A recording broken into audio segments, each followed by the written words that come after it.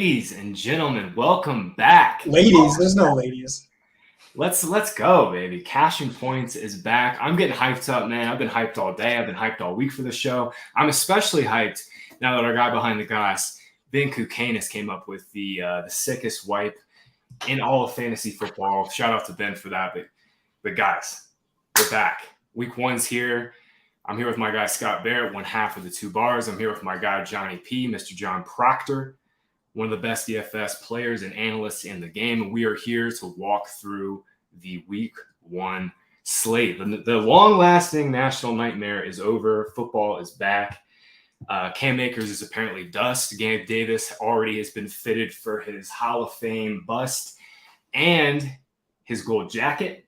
I'm fully prepared to have his Hall of Fame induction speech ready to go. But guys, let's do it. Week one, Scott, how you doing, man? I'm doing great. Football's back. DFS is back. The show is back. I already have takes to victory lap, like Cam Akers being dust. This is just a great time to be alive. Great time to be a Fantasy Point subscriber. Johnny, looking handsome as always. How are you? Oh, you're on mute. Screwing up already. Look at this. Man. Mid-season form. Mid-season form, baby. Had my mic mute, my actual mic muted. It's a new mic. Still getting used to it. Yeah, man. I'm stoked to see what everyone else is wrong about come Sunday.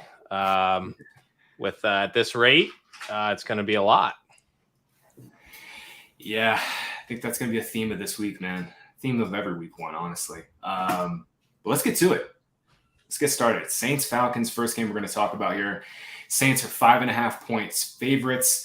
Over-under is 42.5. Really, the only injury note I have in this game is Drake London. He seems legitimately questionable with this knee injury, and if he does play, he's going to be pretty limited, it sounds like.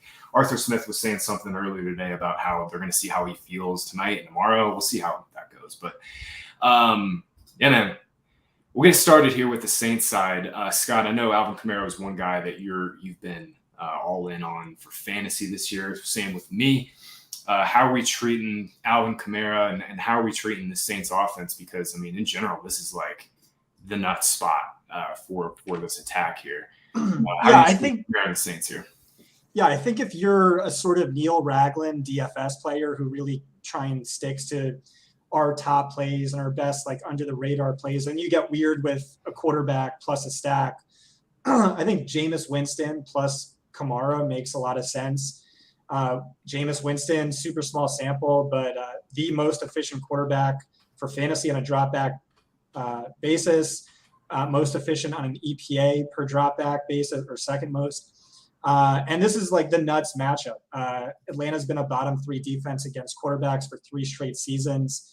The concern a little bit is the pass volume was never there for Jameis Winston last year. And you saw with Alvin Kamara, like his touches skyrocketed, his snaps skyrocketed.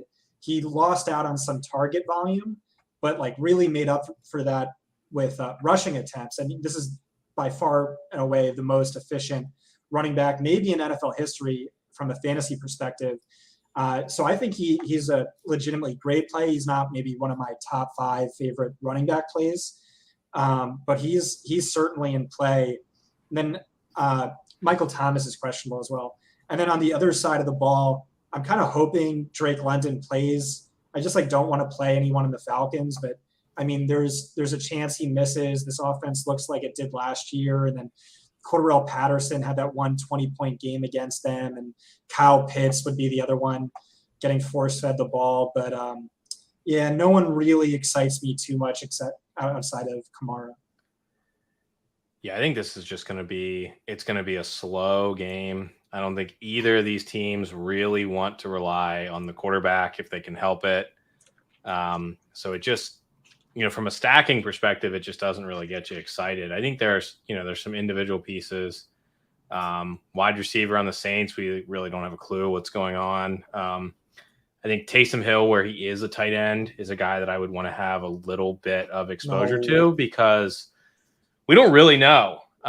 You've got some people, some insiders saying that Taysom will still get those goal line, touches and whatnot. You have some insiders saying he's strictly a tight end. I don't think anyone really knows for sure. I don't think. Yeah, but he's not the starting tight end. He's probably not even the tight end too, right? It doesn't even matter. If he has the opportunity to get goal line carries at, the cost that he's going to be on various sites, you get a rushing touchdown and 2 catches at a tight end who's like, near minimum price, and he's like a top tight end on the slate. I mean, they're going to take shot plays to Taysom too. Like he's going to run 5 routes and get 3 targets. Scott, I got to bring you to task, man. This is you've been waiting all week or all summer to play Kyle Pitts. I'm surprised you kind of like glossed over him. I know you said FanDuel hurts your heart. But right. On FanDuel, man. Like, he's a great FanDuel play. Yeah. Okay. All right. I'm really making a point to just I used to spend like 60% of my research time on DraftKings, 40% on and it's going to be 90-10, and I've never felt better about it. No, I totally get it. Yeah, I totally get it. But I just want to say that. I mean, Pitts is 6K on FanDuel. He's going to be the chalk there. But yeah, Johnny, I'm with you, man. I think this game ends up being slower. In general, Saints were really run heavy with Jameis last year. They had a 50% run rate in neutral situations with Winston healthy. I think we'll see them throw it a little bit more just over the course of the season, but they're nearly 6-point favorites here. This game could definitely end up being a total piece of crap. And honestly, there's just a lot better games in general on this slate. And one thing I wanted to say about Kamara before we move up, like why he's not one of my favorite running backs in that range is, I mean, it was the preseason, so maybe it doesn't mean a lot, but he did get vultured at the 1-yard line, and Ingram was a little more heavily involved than, I was anticipating. He was my RB3 this offseason, so don't love to see that, but don't really love that with this game script and the pace and all that, so we can move on. All right. Let's keep it moving there, and we'll move it on to Niners and Bears. Niners are 7-point road favorites here. Over-under is 41.5. I believe that's the lowest on this slate. Obviously, the big news this week was George Kittle. He hurt his groin in practice on Monday. He's not going to play here, boosting up Debo and Ayuk just a little bit. So let's get started with his Niners side, because I think the Bears are pretty straightforward, Johnny. Lance is going to be pretty popular this week, and now his stacking candidates have just gotten a little bit shorter between Debo and Ayuk. Where you at on Lance? Where you at on this Niners team in general? I think I'm hoping for a pedestrian week 1 from Lance. The Bears aren't really this isn't the game that I want to play Lance. I want to play Lance when like they're going to get dusted by somebody. So I think this is the week where we let Lance, and Lance is going to be overowned. I mean, there's just, everyone is so excited. Anyone who is like a Lance fan is so stoked to just like play him week 1. He was drafted as like the quarterback 7 or so. I mean, he's gonna carry ownership. Yep. But they're 6 or 7-point favorites. I think this is a week where I'm probably going to use Elijah Mitchell, who everyone forgot existed the entire summer. The rest of the running backs in the Niners are total dust. I mean, we're to the point where people are hyping up like Jordan Mason as like the guy to own in San Francisco. So I'm just going to play the guy that crushed there last year every time he was healthy, that nobody wants to play. So I think some plays are a little interesting. I think Elijah Mitchell is the best play. They were hyping up a committee all offseason. He drafted this guy super early, but Jeff Wilson's the RB2. So I kind of think TDP stinks. He stinks. And so Elijah Mitchell could be locked right back into that workload.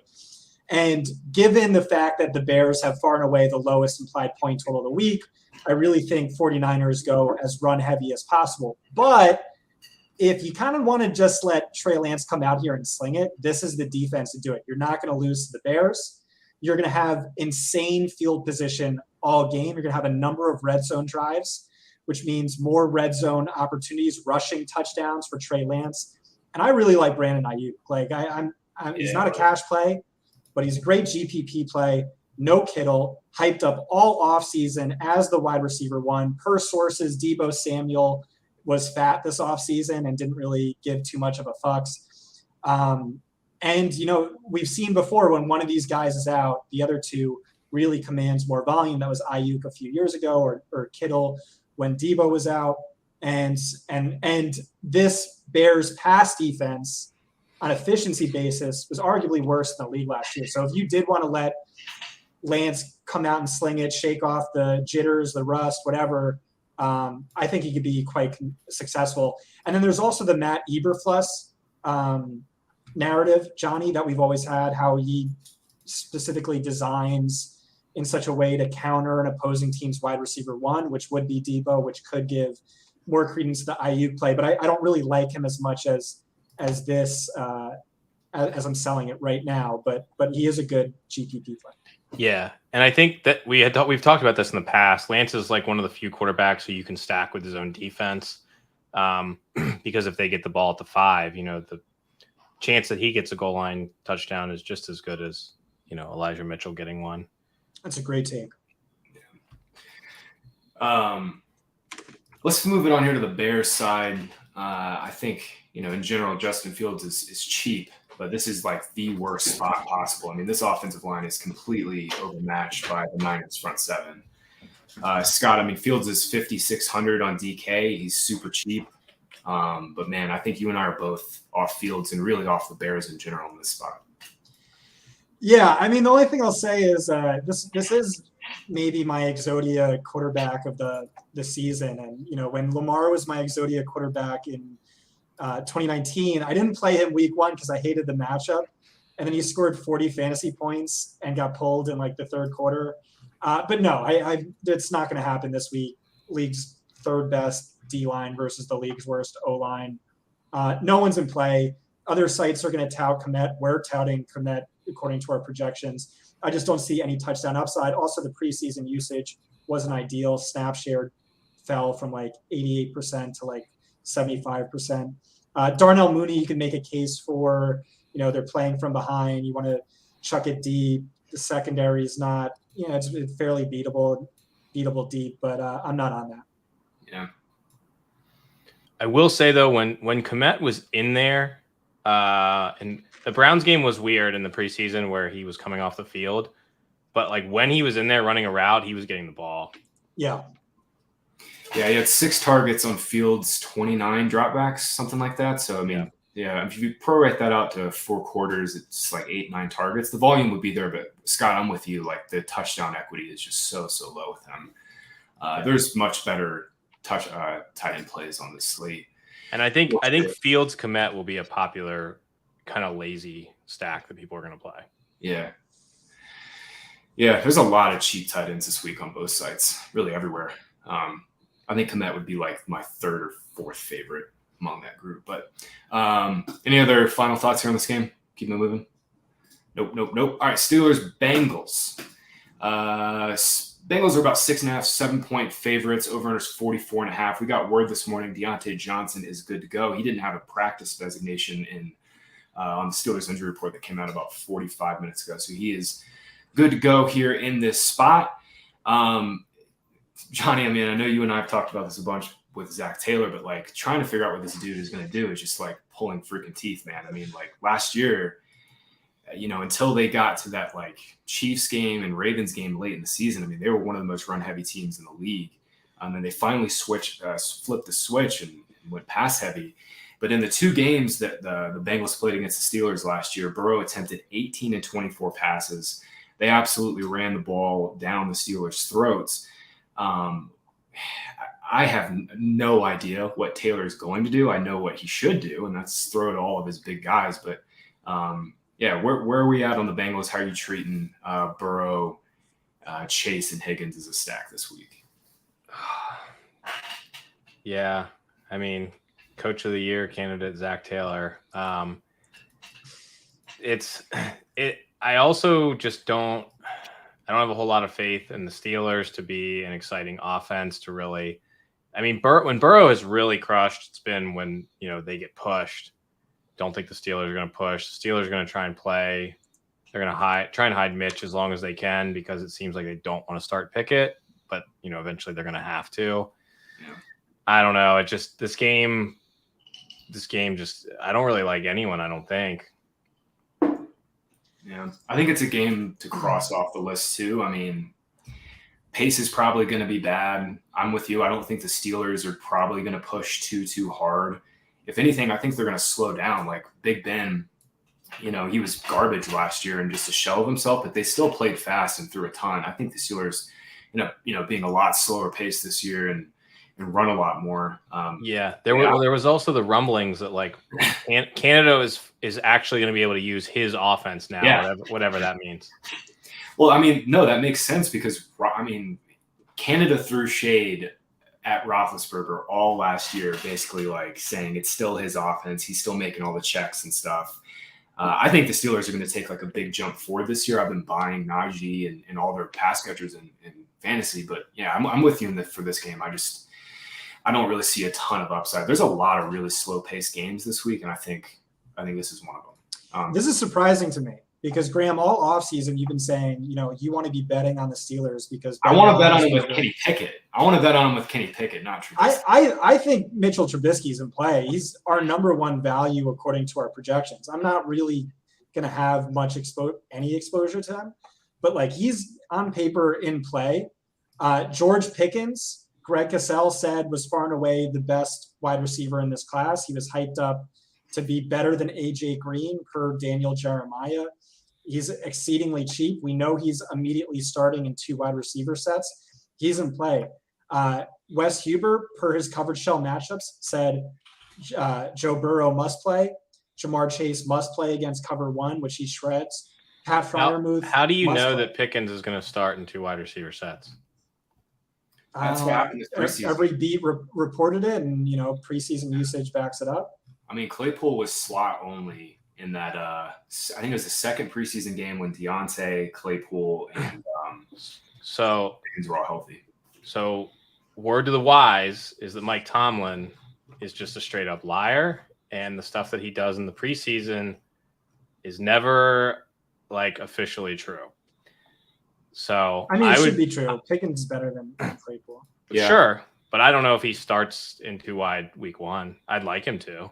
And so this game has like massive shootout potential at big over under. I think Hayden Hurst is one of the best cheap non-minimum priced tight ends. If this game does hit, and if it doesn't, what is it going to be? The Joe Mixon show or a running back battle? Najee Harris to me looks after Christian McCaffrey like one of the best cash values at the position. Do you disagree with that? I'm just worried about his foot, man. It's probably dumb, but I am. No, so I think you're right. I think injury pessimists heading into the season, like players with injuries heading into the season, tend to win far more than the injury optimists. So I think that's a valid concern. Yeah. I just pulled up my note too. Johnny, maybe you're right. Tomlin is a liar, but in that second preseason game, Pickens ran more routes than Claypool, 17-10, and he, kicked Claypool in the slot full time. Claypool was in the slot for 14 to 16 snaps. So is that right? Is that the second game though, where Pickens like started and then stayed on the field? Yeah, because they wanted Pickens to play more in the preseason. So keep that in mind as like a rookie. They're just going to play him more. Yeah. It's just a little weird that like last year, Marquez Callaway was insanely chalky. Kyle Pitts, insanely chalky. Elijah, insanely chalky. And Pickens, 4,100. No one wants to play him. If you want to get Pickens exposure, just bet his prop. It's like 37.5 for the over. The problem is like playing rookie wide receivers in week 1 is so risky. Justin Jefferson was at like 60% of the snaps his first 2 games. But I like a lot of them this week. I like Jahan Dotson. I like Wan'Dale Robinson. Romeo Doubs is in play. I'm sure I'm forgetting someone, but he's just a GPP play. And Wes is enamored with this game, but it can go a lot of different ways. I hear you, but it's got pieces that we all love for fantasy. But the Steelers have a 19 implied total. That's down there with the Falcons, with the Jets. Like I like not. Yeah, but we had like a super low ADP all offseason, and you were hammering it. No, I hear you, but I'm just saying for this game and for this slate, like I think there's better plays to be made.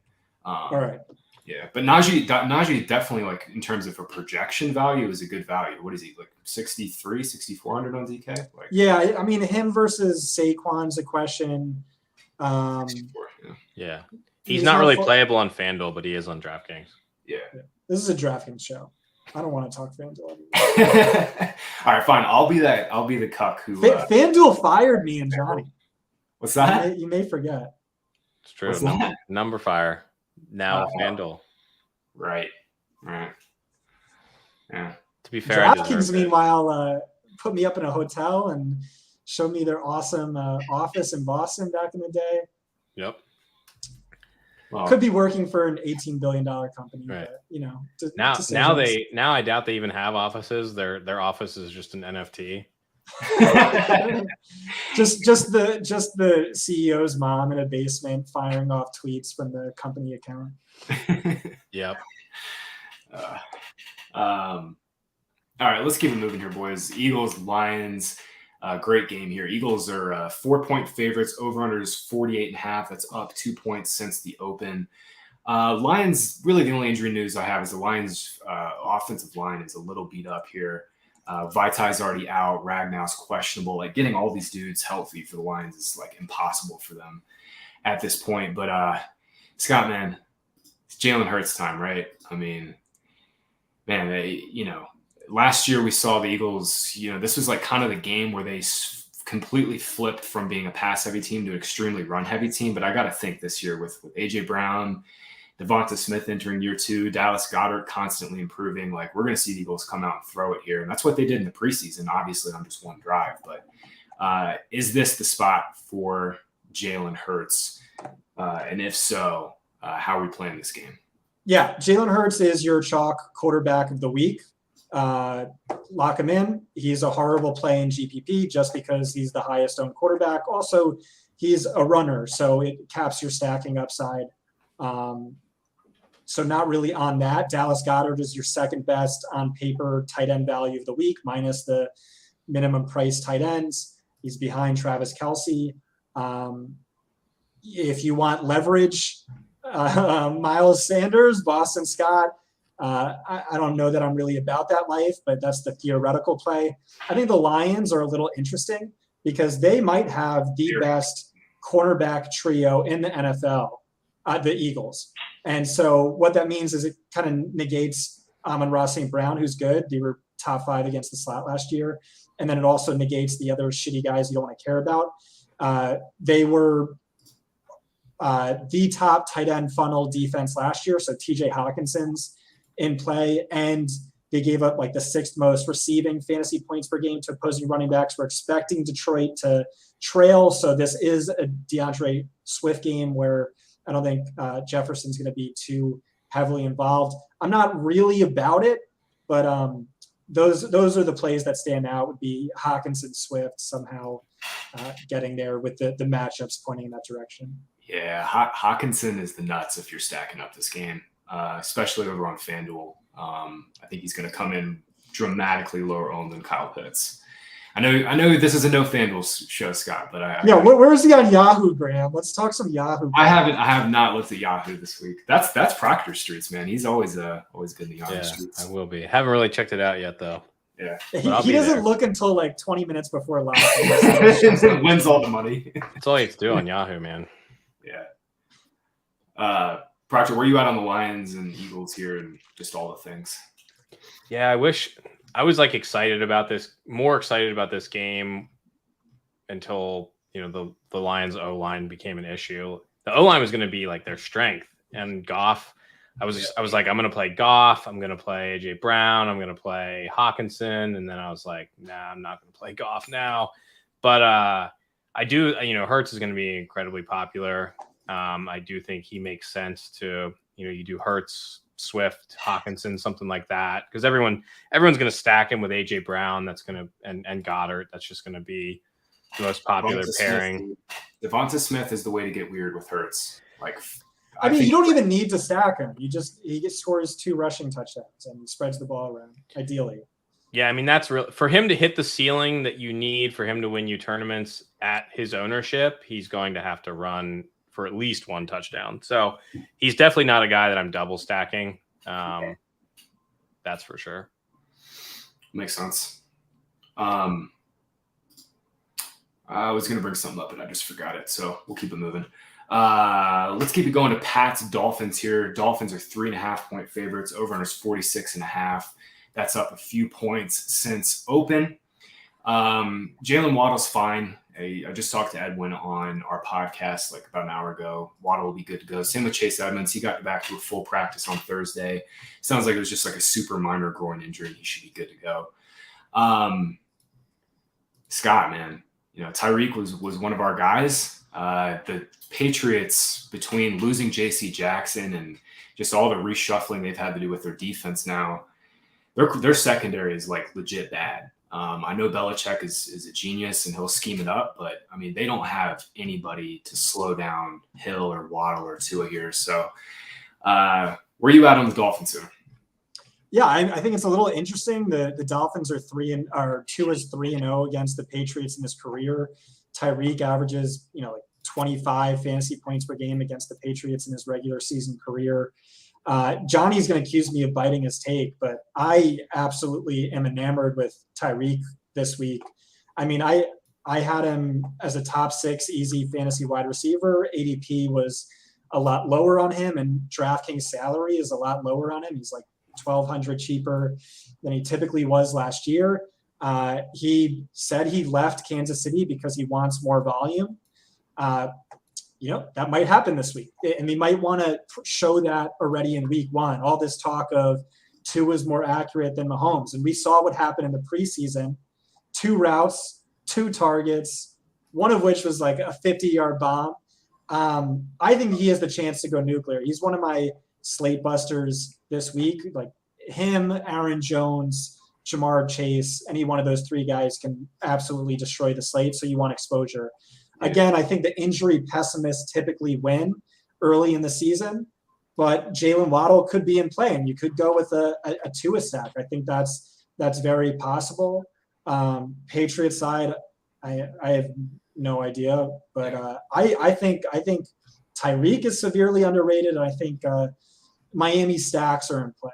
Well, in GPPs, like large field GPPs. I mean, if you look at the guys in Tyreek's price range in terms of like scoring probabilities and distributions, like no one has a 35% game or a 35-point game in his range of outcomes. No one's had it in that range. No one's had a 35-point game ever, and Tyreek averages one every 6 games. Yeah, so, I mean, Chase is 7,100, but for under 7K receivers on DK, like it's Tyreek. Johnny, where are you at on Tyreek and Waddle here? Yeah, Tyreek's the best play on the slate. Tua's the best quarterback play on the slate. I mean, I've been just like smashing Tua all off. Hell yeah. Scott, the take that Scott didn't quite steal was just that I think Tyreek is the biggest QB elevator like in the National Football League. He does what Deshaun Jackson used to do. You would look at splits when Deshaun Jackson played with quarterbacks and when he didn't. And so this is the time to just like go all in on Miami before everybody realizes what they're going to be. I think McDaniel knows how to use these guys. He wants the team to be fast. He brought Mostert over with him. I think Chase Edmonds people are going to be upset at how much Mostert plays. Mostert is still the fastest player in the NFL. So I think he is going to be an interesting guy in tournaments too, because there's like one running back in the league that can rip you off, 80-yard touchdowns every 2 weeks, and it's probably still him. So I really like these guys. I'm going to have a ton of Tyreek. I'm going to have a ton of Tua. Not as interested in Waddle. I think he's fine for the double stacks, but I want Tua to run. He did run a little bit in camp and preseason. I think he'll probably be a little more mobile this year than last year. But that's pretty much where I'm going. And then like on the Patriots side, I think, Jacoby's fine. I think Parker is probably the second guy I would play there. Not really. Had a great camp, dude. Like legit great camp. Yeah. He's going to be their touchdown guy, but yeah. The whole offense, the new offense thing is really concerning. I think there's a chance that the Dolphins just dust them and then the Patriots give up on this whole new offense thing already. But I think Damian Harris is fine. I think the Ramondre Love went a little too far. And so I think Harris is probably a guy I would have some interest in at like I mean, no one's going to play him, and he's the same price as Stevenson.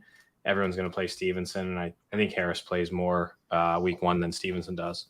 Yeah, we should note too, Ty Montgomery did get back this week, and I don't think he's going to be a huge factor, like maybe 15 to 20% snaps, but that's like 8 or 9 routes that Stevenson won't be out there, especially to your point, because I'm with you. I think the Dolphins absolutely dust the Patriots. I'm on Dolphins 3.5. But yeah, that'd be my concern with Stevenson is that Tymo, they get dusted and Montgomery ends up playing. Matthew Berry said we want him to be their Alvin Kamara, though. Stevenson? Yeah. It's an inside joke, Johnny, but that's true. He said that. The Stevenson stuff is so crazy, man. No, I mean, he's really good. I mean, he was better than, if you look at efficiency, like he was better than Harris, but the problem is like he's going to be a bell cow next year. Yes. Patriots run these contract year guys, like their final year of their contract, they just run them into like bone dust. And I said in my guys, he was my favorite keeper pick. I think he goes nuclear next year, but this year I'm with Johnny on a committee. Yep. Yeah. Jacobs and Harris, Josh Jacobs and Damian Harris, neither of them will have like bone cartilage left after this season. Their knees are just going to be like just sandpaper, just grinding against each other. Yeah, they can just hang out with Sony Michel on his couch. Oh God, and Todd Gurley. Hey, Sony Michel got a job, man. He's better than Isaiah Spiller. Don't throw him on. That's low bar. All right, Johnny, I did want to ask you because you said all in on Tua, all in on Tyreek. Are you afraid at all that like the Patriots just come out and just get completely destroyed and not really have to do too much in the second half? Like, if that happens, like who are you bringing it back with on the Pats? Parker or Myers? I'm probably just playing Tua and Tyreek. I think you're getting them at good enough ownership that I'm not really all that worried about it. I think in like really, really big fields, I think Parker is your best chance for like real upside. Myers you would play him every week last year and he'd get you like 9 DraftKings points. And you'd be like, oh, like that's solid, but like he's never winning me anything. And I feel like it'll probably be similar this year. So yeah. I agree with Johnny that this is the optimal play. Like Tyreek is coming in at 8% projected ownership. Like no one's really on it. He's super cheap. He's going to get higher. Fuck. All right. But amazing play. But just in case this goes the other way, I want to say like, so you don't flame my mentions. Like, yeah, it's the youngest and least experienced head coach versus the best coach of all time. There's a very legitimate chance Belichick comes out running the triple reverse wishbone and somehow beats them with the fullback having 200 passing yards, 200 rushing yards, 200 receiving yards. And Miami is clueless, has no idea what to do. Mike McDaniel has PTSD for the rest of his life. It's definitely possible. Mike McDaniel smokes way too much pot to have PTSD. I think he was stoned after the second half of one of the preseason games I was watching. Oh, man. His press conferences are like national treasures. He is an interesting guy. Guy. All right, let's keep it moving here, boys. Ravens, Jets. Ravens are 7-point favorites. Over-under is 44.5. I really like the over in this spot. I think the Ravens come out and just destroy the Jets and garbage time stuff with Flacco and everything. But yeah, man, I wanted to mention that the Jets are going to be down to their third-string left tackle. Dwayne Brown got hurt this week. That's not great when Flacco's a statue back there, and anytime he has to leave the pocket, it looks like a fucking car crash is about to happen. But that's neither here nor there. We'll start with the Ravens side, Johnny. No, let me take this. Yeah, go ahead. I've been so excited to talk about this game for literally 6 weeks. Yeah. When Zach Wilson went down with an injury, I was in a cold sweat, in a state of panic. I was like, crap, did I get blackout drunk and accidentally make a deal with the devil to will an Elijah Moore wide receiver 1 season into existence? And it's here. I messaged Johnny, I messaged Darren, I messaged everyone. Week 1, all in on Elijah Moore. 100% exposure. The end. And 90% Joe Flacco, Elijah stacks. I talked to a buddy at PFF who's like one of the sharpest minds I know. He thinks the Jets come out and win this game. I don't know about that, Ravens were one of the most favorable matchups for wide receivers and quarterbacks last year. This year, everyone's healthy. They made some key upgrades. This is the best secondary in football. It's very risky, but 100% Elijah exposure. I'm going to have Joe Flacco exposure. Don't play Flacco. Just play Elijah. Yeah. For 100%, Johnny. That's fine. Lock. But I think the O-line is Wait, amazing. you don't know about sources, Johnny. You don't even know about sources. Let me tell you something. Can your sources tell you that the Ravens do not want Joe Flacco putting points up on them? It's a revenge game. You really think Joe Flacco's not going to win this? He's elite. Oh my gosh. He's elite. So let me get into sources real quick, and then you guys can take it in a more serious direction. In our betting channel of our Discord, you can go look there right now. You'll find Elijah Moore's uncle, who was saying, quote unquote, take your time, Zach. I know Joe Flacco is going to pepper our boy with targets. I know Joe's going to take care of Elijah. 100% lock him in. Last year, Flacco had like a 40% target share. Elijah was a top 5 fantasy wide receiver when his quarterback was anyone not named Zach Wilson. I've been waiting for this moment for 6 weeks, unironically. But go ahead, guys. No, dude, that was great. I gave out Elijah Moore over 51.5 or 52.5, something like that on our Discord, and out of nowhere, his uncle comes in and just starts hyping up Elijah Moore and dunking on Zach Wilson, which is dude. He told me we're family now. Wait, no, he was like, dude, you've been all over Elijah for literal years. I listened to you on the podcast. Like, it was epic. I do think this is a great spot for Elijah. I mean, regardless of their cornerbacks, the volume is going to be there. I mean, I think the Ravens are going to come out and just smash. They're going to have to throw all second half. I know the Jets are going to want to be balanced. They're going to want to keep Flacco, under wraps, whatever. Volume will be there. But Johnny, where are you at on the Ravens side? Because I think, correct me if I'm wrong, but like Lamar is he's going to go like under-owned, I think, relative to his upside. Yeah, I think everybody everyone's like worried about this contract thing, about like his deadline or whatever. But he's been saying all along, it's just a deadline over negotiating, because he just doesn't want to negotiate in season, which I think is perfectly reasonable. And so, no one's really gonna play him, and I think it's a good week to play him, because Dobbins is probably not gonna play, or if he does play, he'll be really limited. Dude, Gus, he's not playing.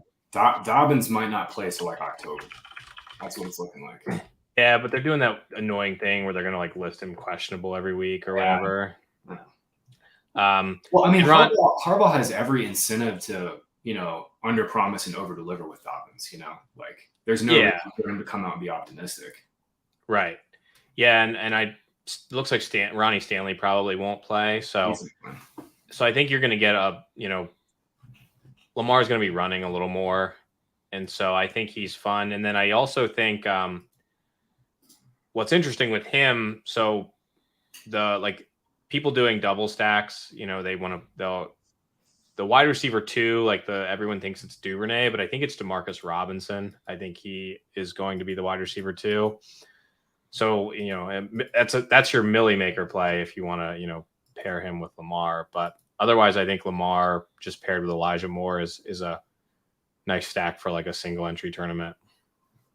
Yeah. Johnny, Daniel Bellinger or Isaiah Likely for tournaments or cash?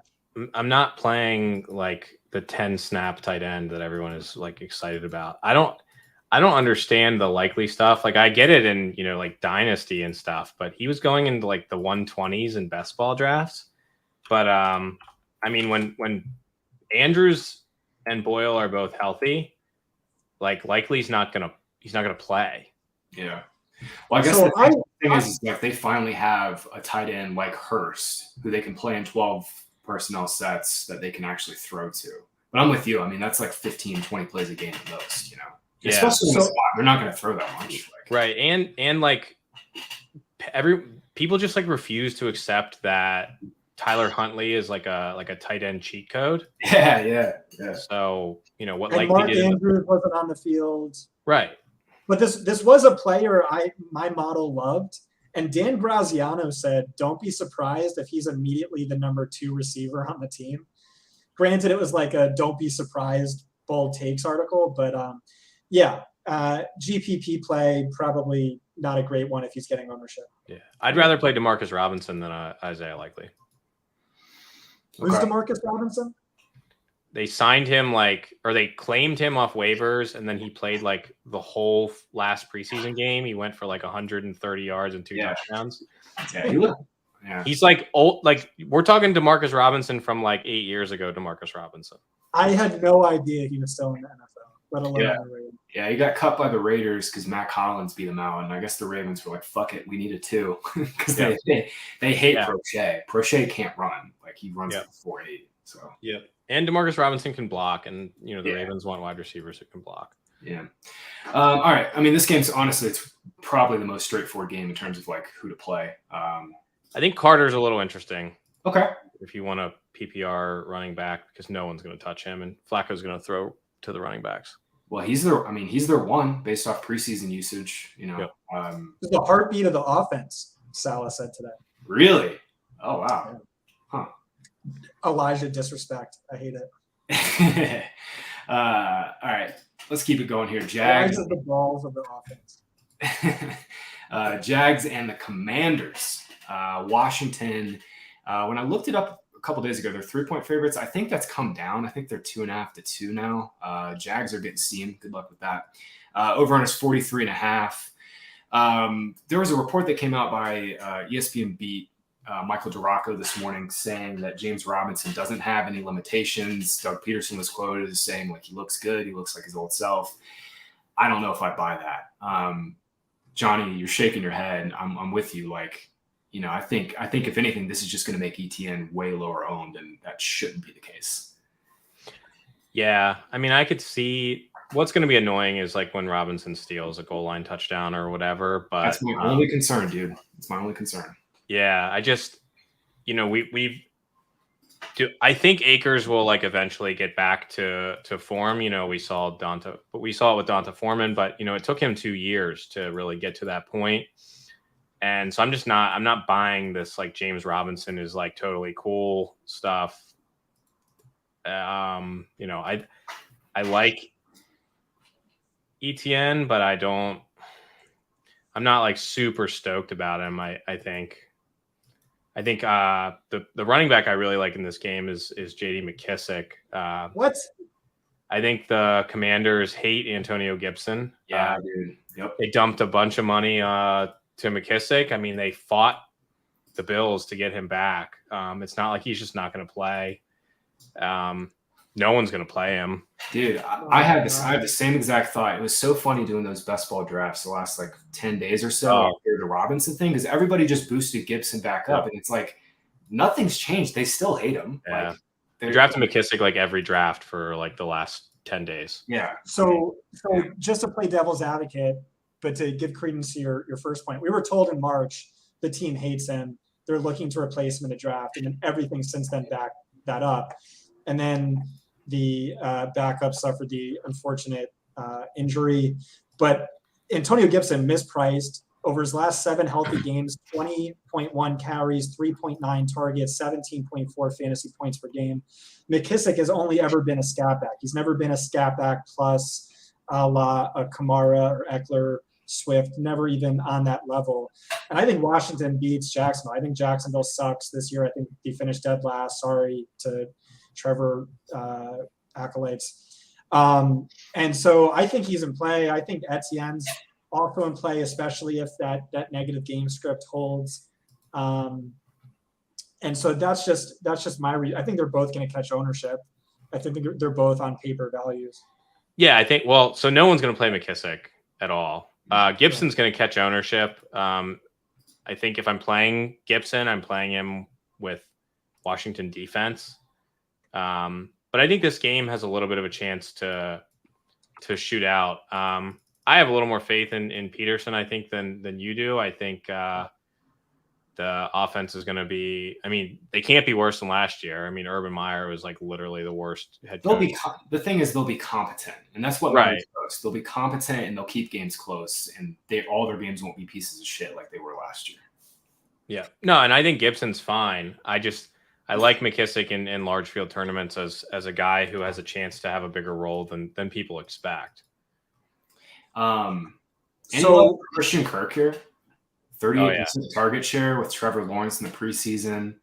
And that's what Greg Cosell predicted. As soon as he got signed, he's like, this means he's going to be their PPR cheat code this year. Yeah. I mean, he's their only guy they can line up everywhere. He can play slide, he can play outside, and he's 5,100. I mean, this is a guy who I think projects for 8, 9, 10 targets, and he's 5,100. Yeah.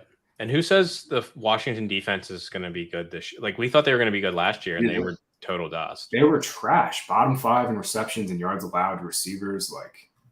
I think Kirk is a phenomenal one-off play just from this game in general. He's not my favorite wide receiver play from this game, though. What, you want Jamal Swagnew? Jahan Dotson. Okay. 3K. When Ron Rivera drafted him, he said, we drafted this guy because we think he can play right away at a high level. He can play in the slot and outside. It's a little bit of a concern because Jacksonville, when they did have Shaq Griffin shadow, he was excellent. And he did shadow quite a bit, but it's a new regime, so you don't really know. By all accounts, Dotson has been Carson Wentz's favorite target this preseason. He's minimum priced. I dig it. All right. So I'm gonna tell you this for the third year in a row, Scott. Quit playing rookies in week 1. You gotta wait for them. I will say this is the one rookie this week I am in on because to Scott's point, they don't have a 2. I mean, who else is there 2? And you don't have a tight end? Curtis Samuel is a motion play. He's going to play more than you think. He'll play, yeah, but I mean, he's not going to be somebody that can throw the ball downfield to. Logan Thomas is hurt too. He looks. Scott, I think you sent him that. Galladay-esque.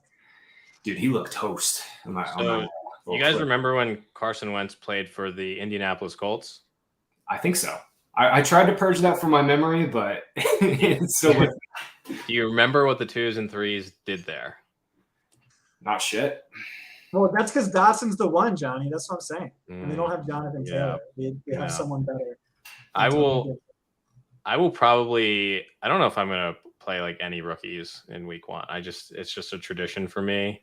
I think they always get overdrafted. When I was observing, one of the kids was building a DraftKings team, and he put in George Pickens. And I was like, this kid's not even old enough to play DraftKings, and he's going to play George Pickens. So, I'm out. And that's a true story. You're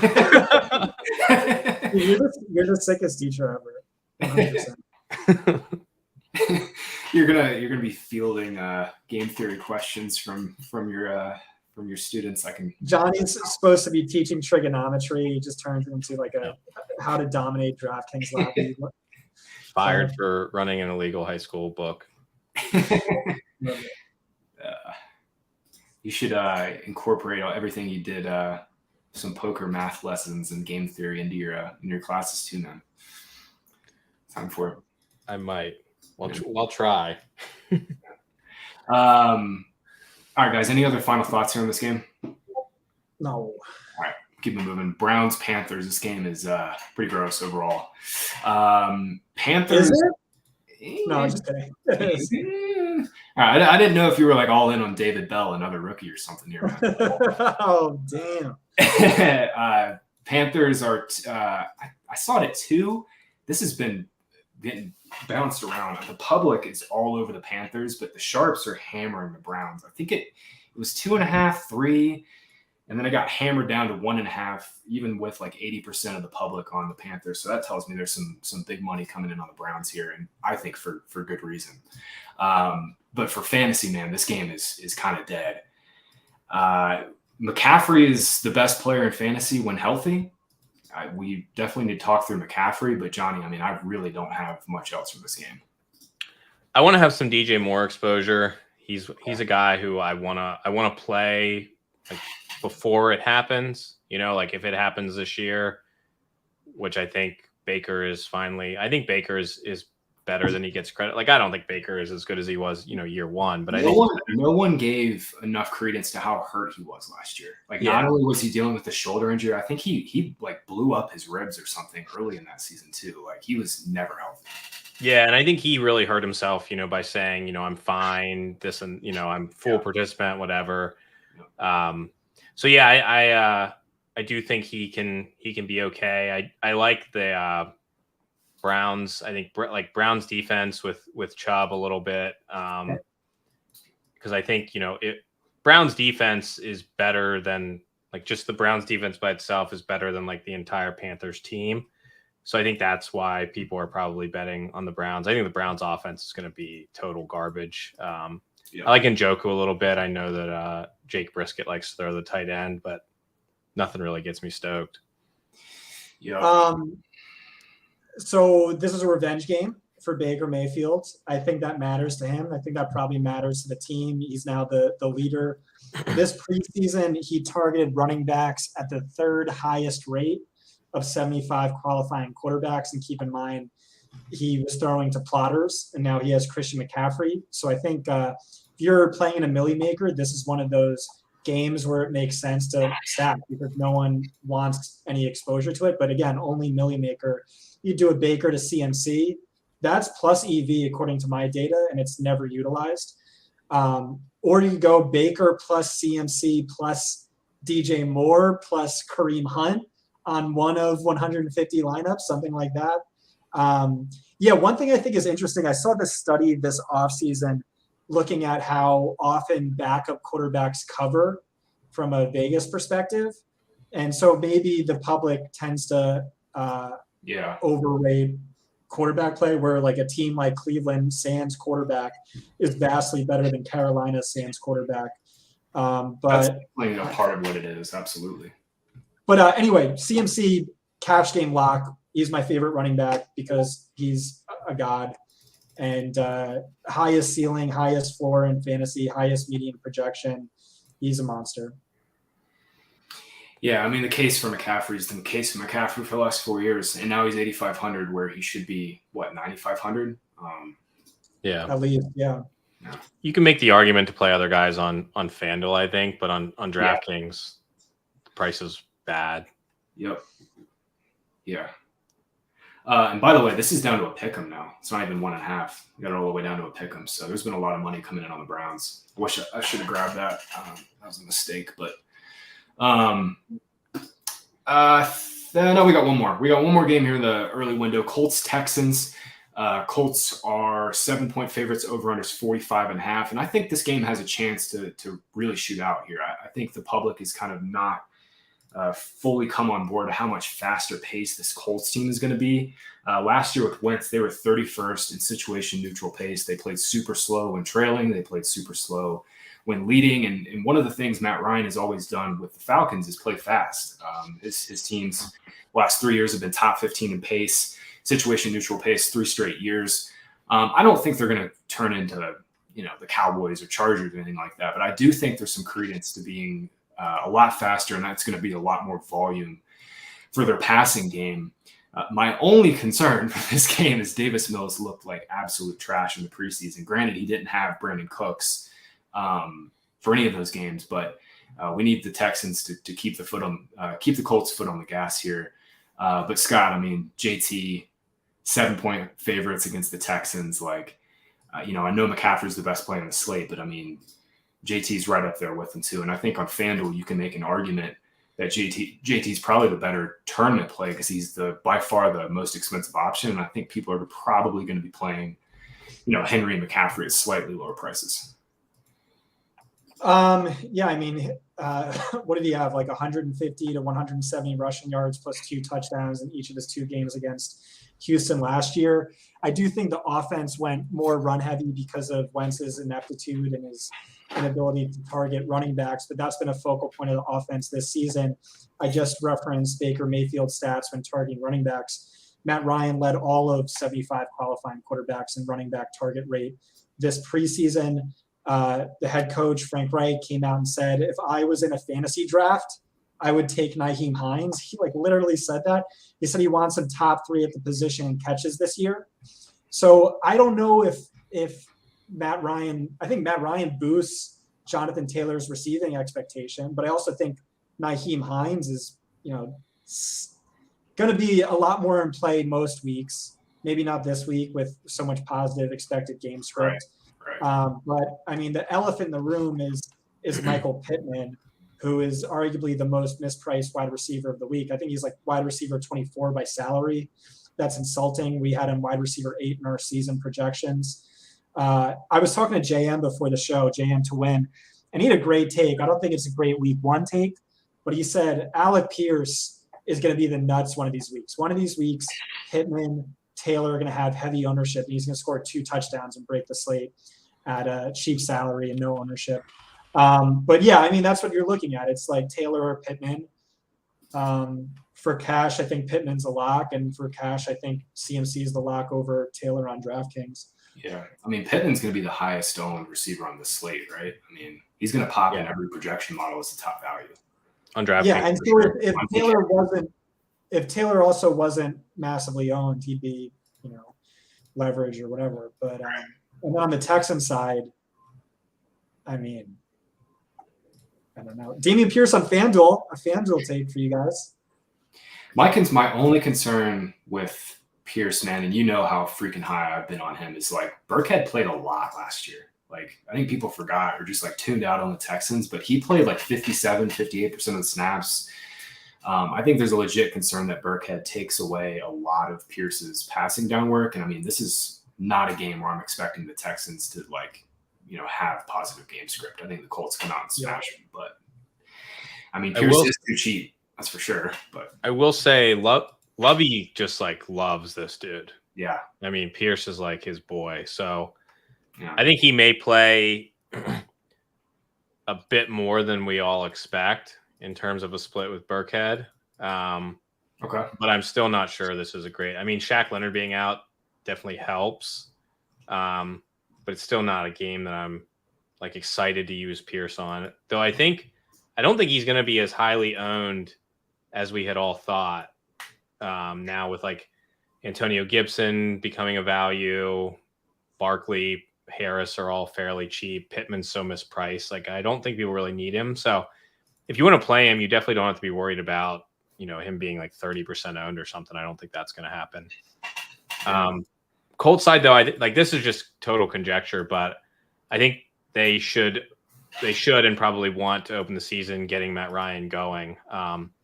So that kind of makes me less excited about Taylor. I think the pass catchers are guys I'd be more excited about. And then on Alec Pierce, like I'm not even sure he did enough in the preseason to beat out Paris Campbell. So I don't know if people are hyping up Paris Campbell, including Jake Tribby.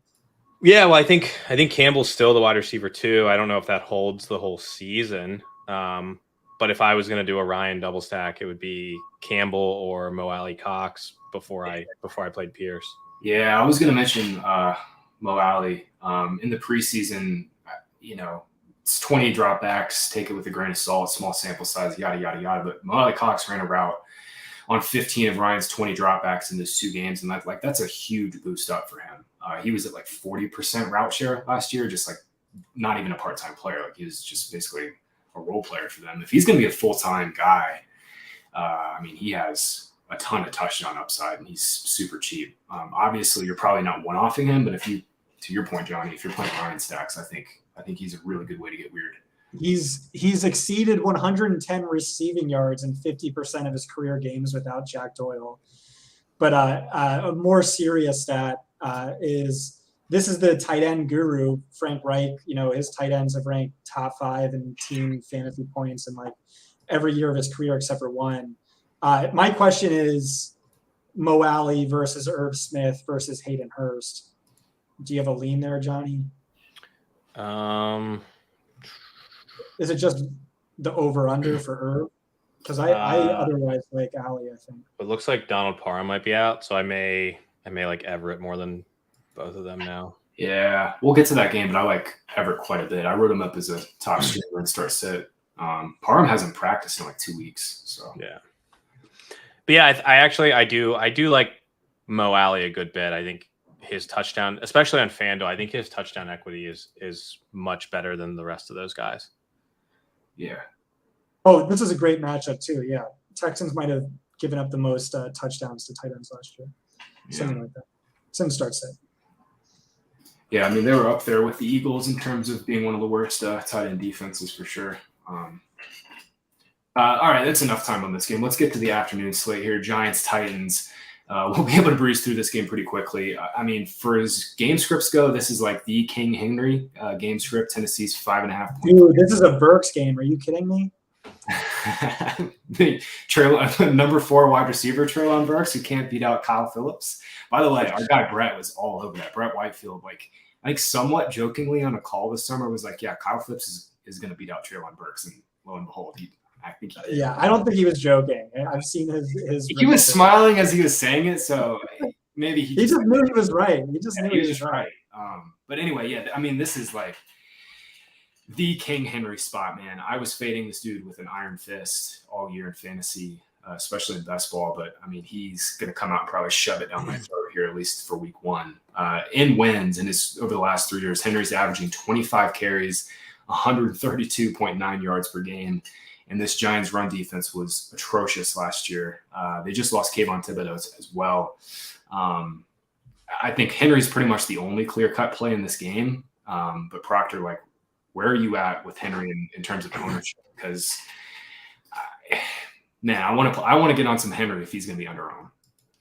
Yeah, I don't think he's going to be all that owned. I think he probably comes in sort of that average every week for Henry, where he's not like a top tier play, where he comes in like 8 to 12% or something like that. I like Henry more than I like Jonathan Taylor this week, just because I think he'll be less owned. So yeah, I mean, we saw him going. He was towards the end of the best ball season. He's going like 10th overall when he started, like 5th. So I don't think he's going to be as popular as sort of we think he might be, even with casual players. Johnny, Saquon. Yeah, I think, Saquon's one of the value running backs, but I was never like as stoked on Saquon as the rest of the fantasy community. I think the Giants are going to fucking suck. So that really hurts. Daniel Jones also has never thrown to Barkley as much as Eli did. I think people just like forgot about that. We don't even know who's like playing wide receiver for them. I mean, he's a value, obviously, and he's can rip off an 80-yard touchdown. That's what Barkley can do. But I think at like 25%, 20% ownership, I'm probably not playing him this week. My thing with Barkley, sorry, Scott, is like, no, it's okay. I'm 100% with you that they're going to stink. Like, they have no juice at receiver. They are, if Tony gets hurt again, they're fucked. Like, they have nothing at receiver, and Daniel Jones has never been a guy who's elevated talent at all. I think Barkley's going to go over owned. I think everybody's going to see that like 6,100 price tag and just go all in. I don't think this is the spot for it. But Scott, sorry, I didn't mean to cut you off. Yeah, so I guess let's move to the wide receivers because there could be some value there. Wan'Dale Robinson, all beats were saying, is going to be the starting slot wide receiver. Titans were the worst defense against slot wide receivers last year. Peter King said he was the star of camp, et cetera, but he's a rookie, so Johnny hates him. He was like 5'7", dude. He's tiny, man. I love him too, but yeah. I think there's a real chance Shepard plays this week too, by the way. And I was going to say, yeah, Shepard's back, who Dan Duggan predicted would lead the team in receptions. Galladay hopefully is on the bench, but he could be a starter given that contract. And then there's Kadarius Toney, who does appear mispriced. He's also playing for a new regime. He's playing out of position. He's playing out wide instead of the slot. But, I mean, this guy was a freak whenever he, was healthy and on the field. And by all accounts, he seems healthy. Yeah. Injury report, too. I think he's the only Giant I really want to play, honestly. Yeah, I like the Tony Henry pairing. Like if Henry rips the game open, I think Tony's got a shot. I'm not playing Wan'Dale. I think he's going to catch ownership now that Rondale Moore is out, and I'm just not going to do that. Yeah, actually, Tony wasn't even on the injury report this week. So I mean, the dude can get hurt in 2 snaps and hurt his hamstring, but for right now, he's as healthy as he's been all off season. Seemingly, we'll see, but. Yeah. On DraftKings, Barkley's probably going to be the highest owned back, right? Probably McCaffrey and then Barkley. McCaffrey then Barkley? Okay. All right. Packers Vikings, real interesting game here, and it's even more interesting now that Allen Lazard is not going to play. He's doubtful, but he hasn't practiced all week. I talked to Edwin in our injury pod that we're doing every week about a couple hours ago. He said there's a chance that Lazard might miss a couple weeks here. This could be an ankle injury. He was guessing that this is like it could be like a high ankle thing. He got stepped on and rolled his ankle really bad. We'll see. But Lazard is not going to play this week. Robert Tonyan sounds like he has a chance to play. If he does play, it's going to be in like a really limited role. He's still coming off an ACL. He's 10 months removed from it or so. If he does play, it's going to be in a limited role, probably red zone only. But thought I'd throw that out there. The bigger news for the Packers is their offensive line is seemingly healthy. Finally, David Bakhtiari is going to be back after missing basically the last 2 years, and they're going to get Elgin Jenkins back too, which is huge. So, no Lazard, but the Packers are trading an offer, finally a healthy offensive line for the first time in 2 years for Rodgers. Boys, there's a lot to talk through in this game. I'll get it started with the Packers side because I think it's probably the hardest to parse through. But Johnny, Aaron Jones has just massive upside, I think, in this spot. Obviously has the huge splits without Devontae Adams, but now especially with Lazard out, I think Jones just has a nuclear ceiling on DraftKings this week. Yeah. Man, I was so excited I wanted Lazard to play and be limited so I could play Watkins and Jones, but now Watkins is going to be popular, so probably not going to play a popular Sammy Watkins. Week one, Sammy Watkins is going to go 9-126-1. Then next week he's going to pop his hamstring, and that'll be it. I've been talking about it for a month. I'm going to play Watkins week one when everyone else plays Lazard, get my 1 week. But yeah, I think if I'm playing Rodgers, my most popular pairing is going to be Aaron Jones. Yep. I am sort of treating Jones as a receiver in my mind. So that's what I'm going to do for this one. And then, I think Watkins is fine, but I think he's going to be higher owned than you want someone like him to be. And then I don't know, is Christian Watson going to play? He's been ramping up the whole yeah. Not on the injury report. Yeah. So I don't think I'm going to touch Watson or Dobbs because I don't really know what their role is going to be. I think they might rotate a bit too. They like them both. Watson has barely practiced, but he was drafted ahead of Dobbs, even if everybody is more excited for Dobbs. I'm pretty sure Watson's off the injury report. He's been practicing all week. So yeah, it looks like they no designation, so he'll play. Yeah. So it makes it tough. So it'll be who's going to play the slot, Scott? Cobb. Well, Cobb, yeah. So here's a stat from the great Graham Barfield. The last 4 meetings between the Vikings and Packers have gone over the total and combined for 59.8 points scored. My question is, how popular is Justin Jefferson going to be? Because he looks like he could be one of the best plays of the slate. He has the 3rd highest passing yardage prop of any quarterback. He's just 9th in salary. Justin Jefferson is the highest receiving yardage prop of any player on the slate. And then Adam Thielen said in a podcast this offseason how much he loves playing Green Bay. And it clearly shows. He averages 20.9 DraftKings fantasy points per game over his last 10 games against Green Bay. And in the top 50% of those games, he averages 33.5 DraftKings fantasy points per game. Irv Smith is a little cheap. Dalvin Cook is going to supposedly be more involved in the passing game. But I really like Kirk Cousins. I just love this game in general. And I think if the Vikings do what we think they're going to do with Kevin O'Connell, and that's pass way more, them passing more, bringing up the pace, all of it, man. Because the Packers are going to try to play slow, but if the Vikings are, threatening on every drive, man, this game could go to the moon. But yeah, curious for your thoughts, Johnny, on the Vikings side here. Yeah, I like the Vikings. I like this game. I like Rodgers. I like Kirk. Probably don't like them as much as some of the mobile quarterbacks, but I do like them a bit. And I think I like him because he's not mobile. I just think that strengthens. I like Rodgers because no one's going to play him. He's going to be 2%. Yeah, right. He might start to catch ownership with Watkins getting pumped, but and the stack is cheap. Yeah. And you could go double stack. And we have to monitor what's going on with Alexander Mattison. I know they said that they expect him to be back, but he's missed like 3 days, I think, with a personal matter. They haven't really updated it. So if he ends up not being anyway, right? Well, for the previous regime, we don't really know exactly what he's gonna, his role is gonna be this year. But I think we tried to trade him. Yeah, but you have to expect he's gonna play some. It definitely bumps Cook if he's just like flat out. Yeah, I just pulled it. He doesn't have a designation, so I guess he's probably going to play. Well, he doesn't have a designation, but he's not with the team currently. It's a personal matter.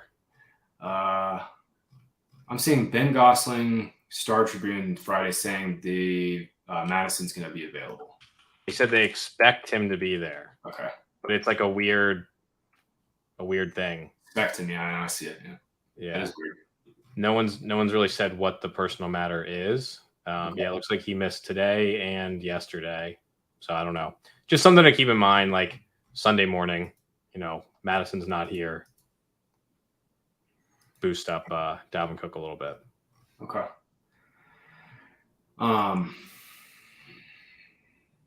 Any love for Scott? Did you bring up Irv Smith? Because I think he's in that bucket of like the 3 or 4 punt-ish tight ends that are really strong. He hurt his thumb in the preseason, wasn't like a soft tissue or anything like that. He's been getting ramped up off his knee injury last year. Anyway, I think Irv is like full go, and God bless, they need him, man. Tyler Conklin's gone. They have no other tight ends behind him. So I think Irv is a candidate to be like 75-80% route share to start the year, which is really strong. And he's 3,400. I think Irv's a really, really strong play, especially in cousin stacks.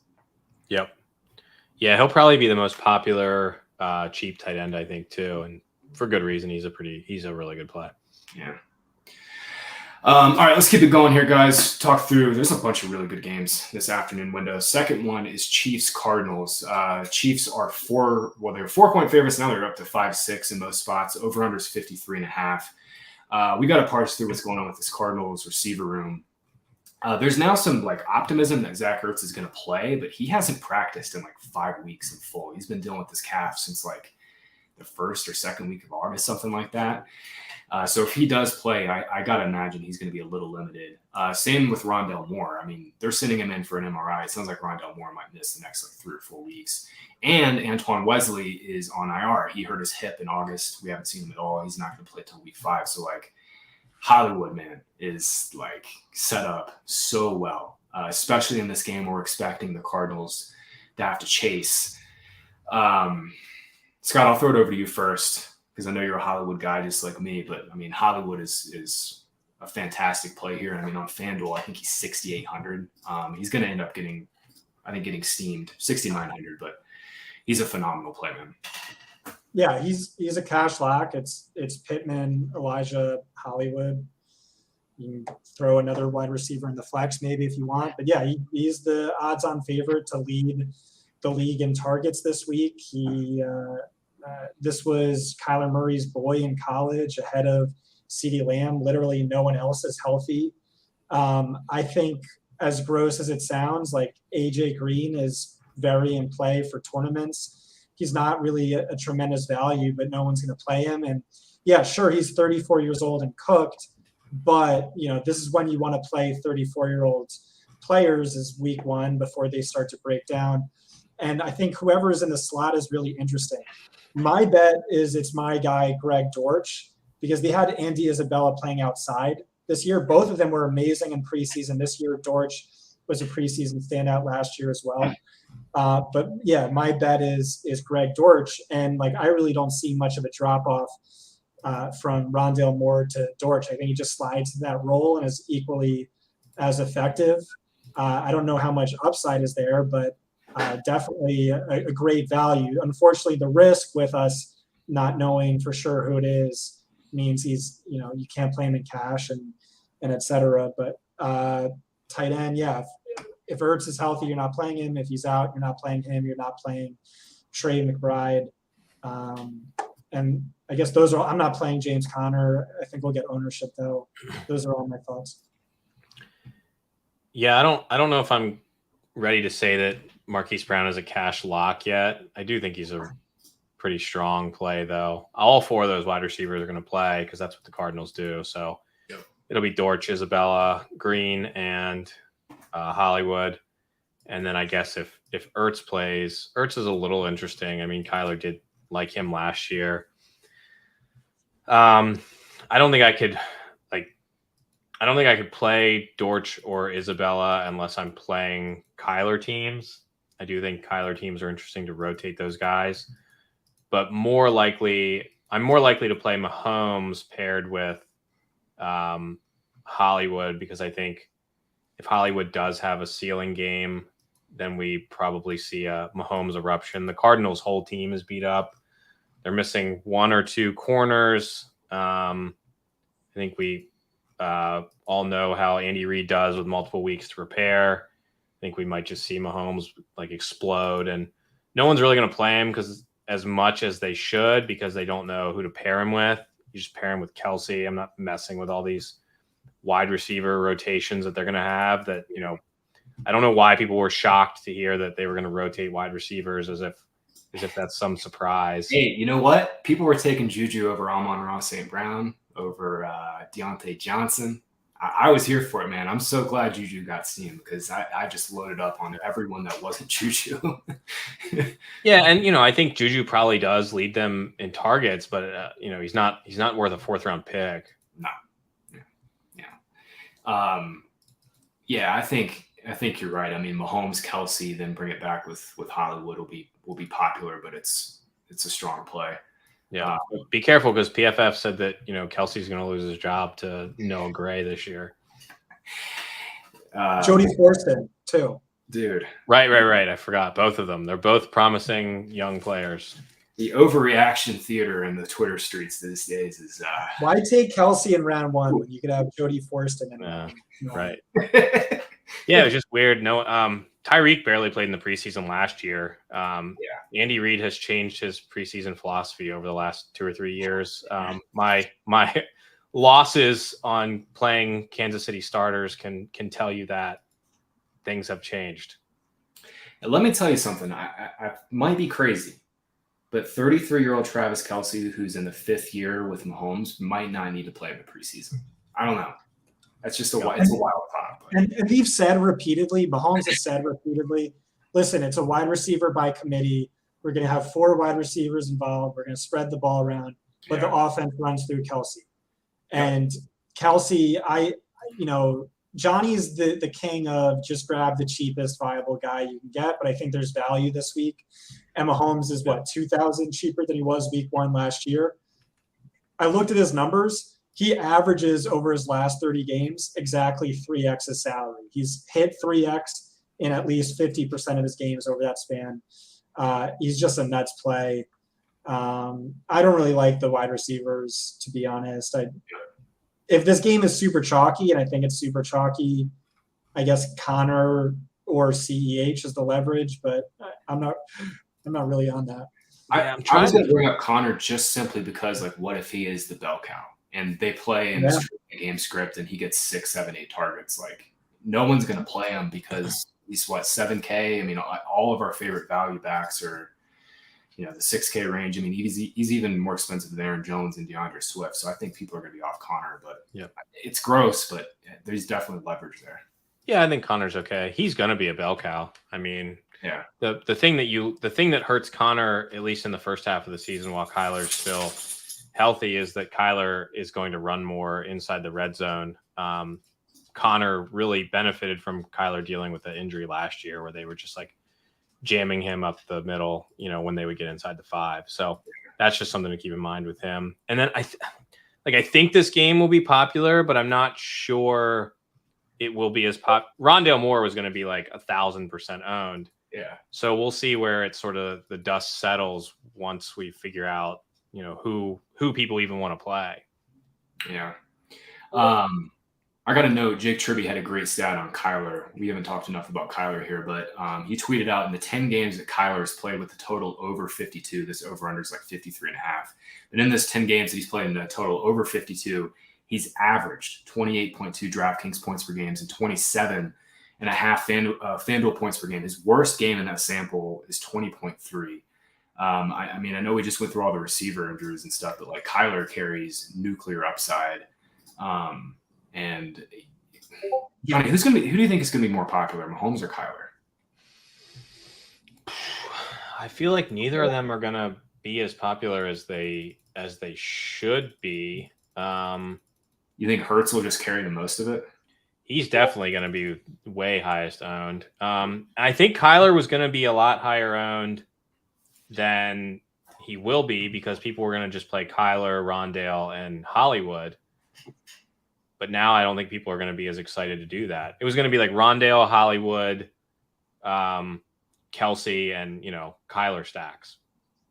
But so earlier in the week, I was thinking Kyler might be just as strong of a cash quarterback as Jalen Hurts. I mean, losing Rondale probably hurts, but he's never really had great receivers to begin with. And, Hurts' injury isn't great either. But if you look at his numbers, like he destroys early in the season.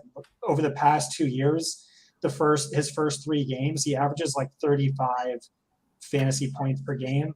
And then week 8, he'll get hurt and he'll be a different player. But like prior to those injuries, he's averaging nearly 30 DraftKings fantasy points per game. And this is like the perfect smash matchup. Yeah. And so I'm not really going to write him up probably just because he's going to be so chalky. But I mean, like he's just an awesome play. So I guess the question is, how chalky does he become? Dude, I think you should definitely write him up. I think he's an awesome play. Like, Right. think of it this way. Like, okay, the Chiefs come out and get up to a 10-point lead. Like, we want Kyler dropping back 45, 50 times so he can scramble. Like, if this game goes off, I mean, this is by far the fastest game in combined pace and plays on this slate. Bucks Cowboys is actually a little faster, but on this slate, I mean, this is the game. So if Kyler's trailing and they end up having to run 70, 80 plays, like he's the nuts. Like, I think he's a phenomenal play. And I hope people play less of him because of all the receiver injuries. So, Good call. Anything else from this game? Did we talk through Clyde? I don't even know if he's really in play, but Leverage. I think he's fine. I think it would be interesting to do like Chiefs defense with Clyde with how beat up the Cardinals are. Kyler's had some future games. Like he's got it in him. Yeah. All right. We'll polish it off here. Last game, week 1, guys. Raiders, Chargers. Chargers are can we carve out, like, I don't know if we're late running the risk of going overtime, so maybe Ben can chime in and chat. But yeah, I want to do all right, never mind. Yeah, we got 15 minutes and we're also free this week, so right. It's all good though. Good thought. We'll bring back the lineup build behind the paywall next week. But Raiders Chargers, last game, Chargers 3.5-point favorites, over under 52. Only injury note I have in this game is J.C. Jackson is not going to play for the Chargers, which is a little bit of a buzzkill for their defense. It's like completely revamped. They got Khalil Mack, Sebastian Joseph Day. They added Kyle Van Noy. This defense is going to be much, much better this year, guys. But no J.C. Jackson, a little bit of a help for Adams and Renfro and all the Raiders pass catchers. I mean, listen, you guys know what the Chargers are. I mean, they're top 5 in pace, top 12 in pass rate. Like they're going to come out here and chuck it. I think there's a theory out there, and Scott, you've kind of talked about this too. I don't think you and I've talked about this, but like Eckler has been saying, like, I want less on my plate. And what if less on his plate means just more passing? Like, what if they just chuck it and Josh Palmer becomes a full-time player? They just go 11 personnel and throw it like 75% of the time. Like, I think that's definitely within the range of outcomes here for these Chargers. But this is a fun game, man. Really fun game. Scott, I don't know if you want to get it started, but where are you at with this game? And so it's going to be massively chalky. Yeah. I wrote that up in 96 Stats talking about how Eckler has said repeatedly, Tom Telesco has said repeatedly, they want to reduce his workload. And as soon as I hit submit, I immediately regretted how I framed it. But I just have a hard time imagining they're going to take anything off of his plate, given how shitty all of the running backs are. And then a source reached out to me a couple of days ago saying, Sonny Michel looks like utter ass, and he's still probably the second best running back. They're not taking anything off of his plate. I think Justin Herbert is an amazing play and a great matchup. I think the number one stack with him is Austin Eckler. I think a lot of people are going to play the wide receivers. I would want to play. I think that's optimal, and I think it's unique.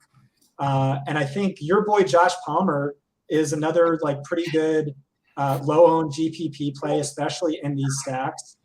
And I think if you want to fade this game, which again should be very chalky, Josh Jacobs as like a slightly rich man's LeGarrette Blount makes a lot of sense. I don't have any other takes, but Johnny's take on Gerald Everett makes sense to me. Yeah, I think, Jacobs is going to get 18 plus touches. No one's going to play him. I don't know how much 3 touchdowns, like that's possible. You're not at all concerned that like they're going to play Abdullah in the passing down role? Yeah, they will, but they've always rotated in these guys. It was who was that dude with the Raiders for like 2 years that would get all the passing work? I don't even remember his name before Drake.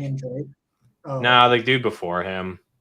Oh, I know you're talking about. He was like a little bit of a dino favorite, but he wasn't really anything. Yeah, I mean they've always had those guys, but Jacobs is still going to catch balls on early downs. He's a guy though that I probably like more in season. Jalen Richard. Yeah, Richard. Oh, yeah. Ben beat me to it. Ben's all over it there.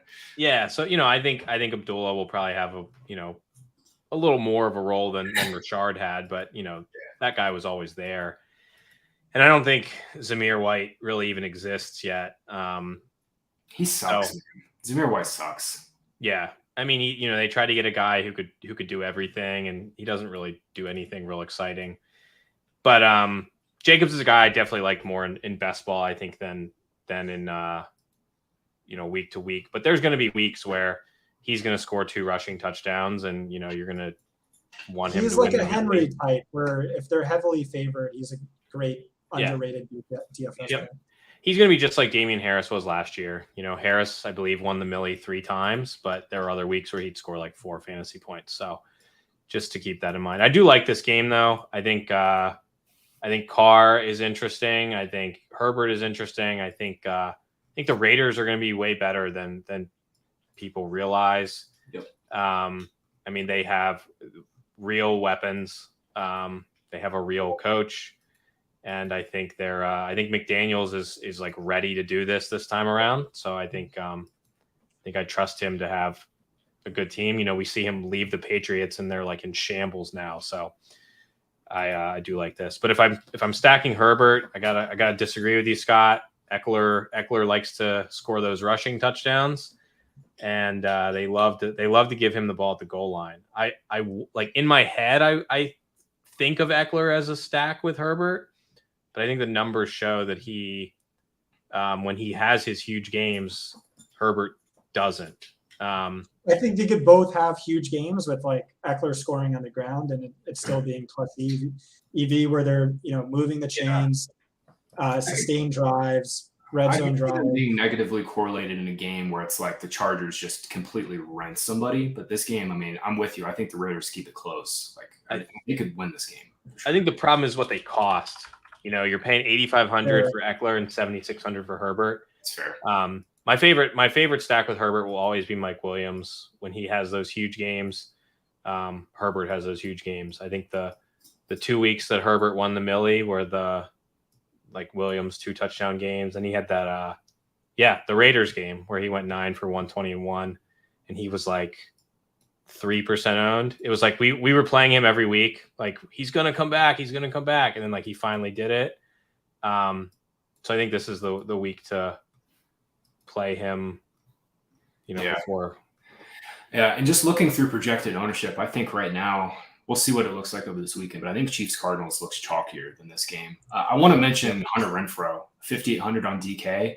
He's their Julian Edelman now, guys. He's going to have to play in 12 personnel, 2 tight end sets. They're not going to play Matt Collins in that role.